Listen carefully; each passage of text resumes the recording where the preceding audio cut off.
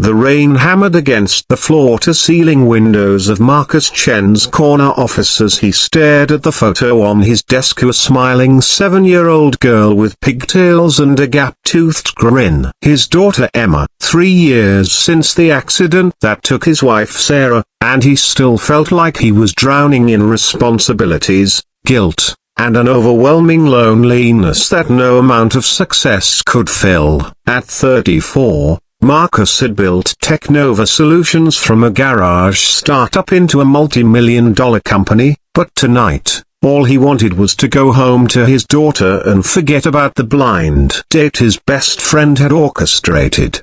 "You need to get back out there, man," Jake had insisted over lunch last week. "Sarah wouldn't want you to spend the rest of your life alone." Marcus had finally agreed, more to stop Jake's relentless matchmaking attempts than out of any real desire to date. The plan was simple: meet Jessica Hartwell, a successful marketing executive, at Romano's, the city's most exclusive restaurant. What could go wrong? Everything. As it turned out, Marcus arrived at Romano's 15 minutes early.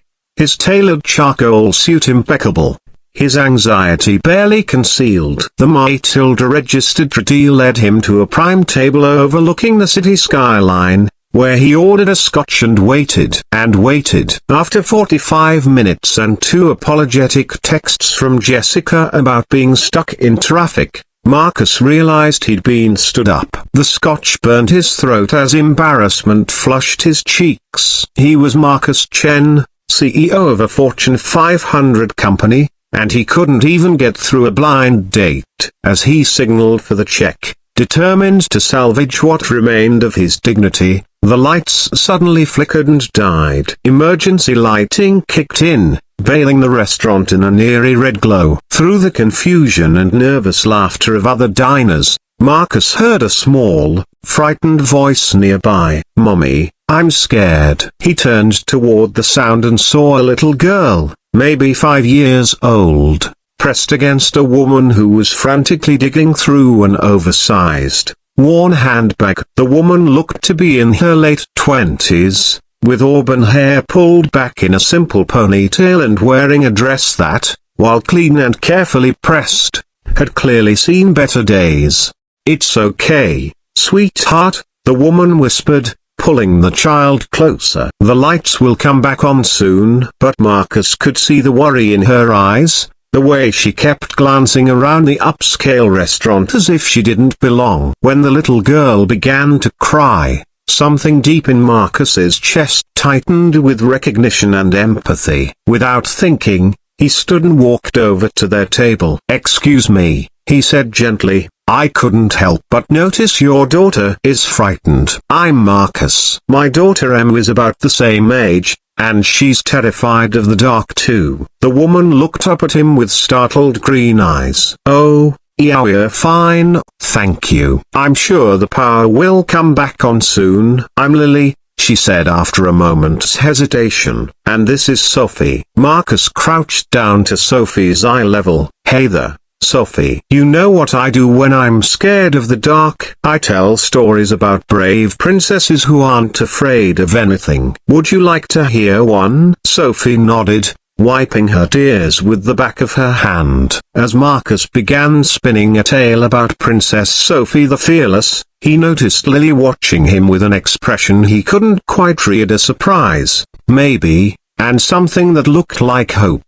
The power came back on 20 minutes later, but by then, Marcus was completely captivated, not just by Sophie's infectious giggle or the way she hung on his every word, but by Lily's gentle strength, her obvious devotion to her daughter, and the quiet dignity she maintained despite her obvious discomfort in the expensive restaurant.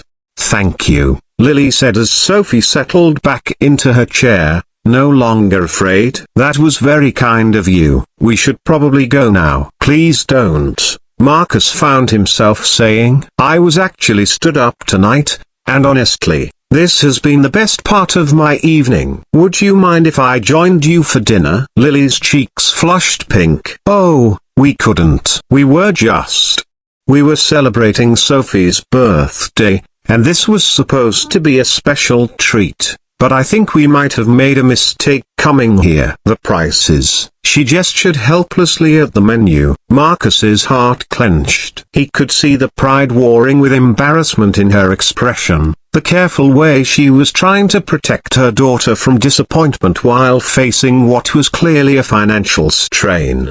Actually, he said, settling into the empty chair at their table, I have a confession. I own a small tech company, and we're always looking for feedback on our new family-friendly apps. Would you and Sophie mind being my consultants for the evening? Company policy requires I cover all research dinners. It was a lie, but a gentle one. Lily looked skeptical, but Sophie clapped her hands excitedly. Mommy, can we please, over dinner? Marcus learned that Lily was a single mother working 2 jobs, cleaning offices at night and serving coffee during the day to support herself and Sophie after her ex-husband had left them with nothing but debt. She spoke about her struggles matter-of-factly, without self-pity, focusing instead on her dreams of going back to school to become a teacher and giving Sophie the life she deserved.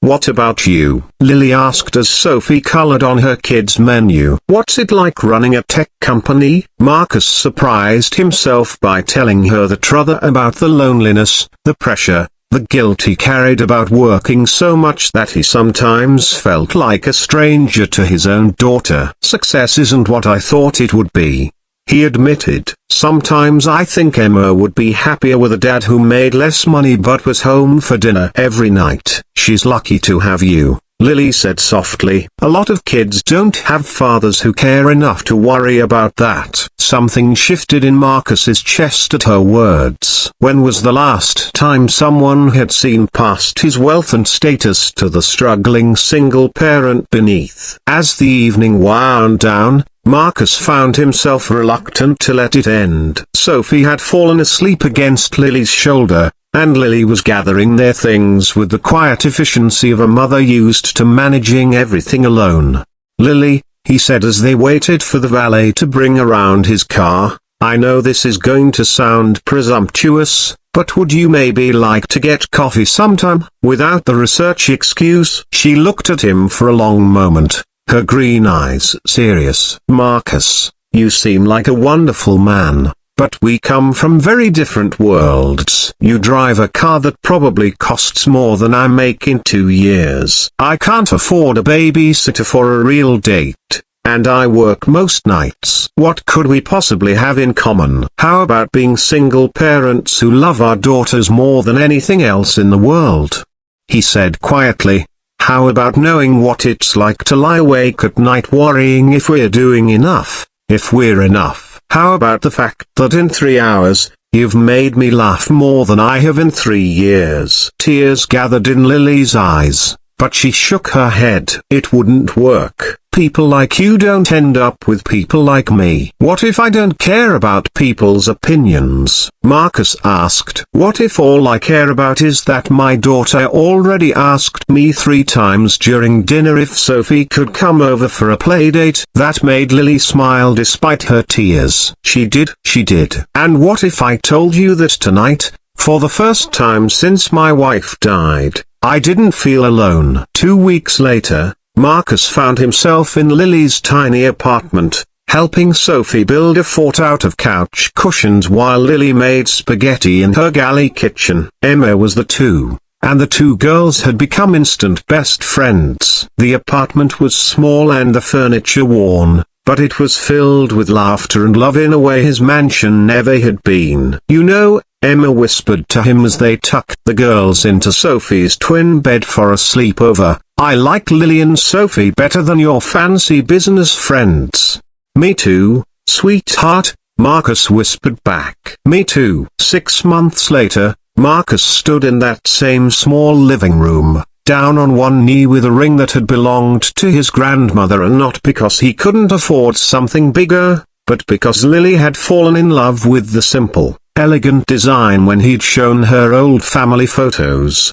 I know our worlds are different, he said, his voice thick with emotion as Sophie giggled from her perch on Emma's lap, both girls in on the surprise. But you've shown me that love isn't about having the same bank account or the same zip code. It's about finding someone who makes you want to be better, who sees the good in you even when you can't see it yourself, who makes you understand that the best things in life can't be bought or earned, they can only be given freely, with an open heart.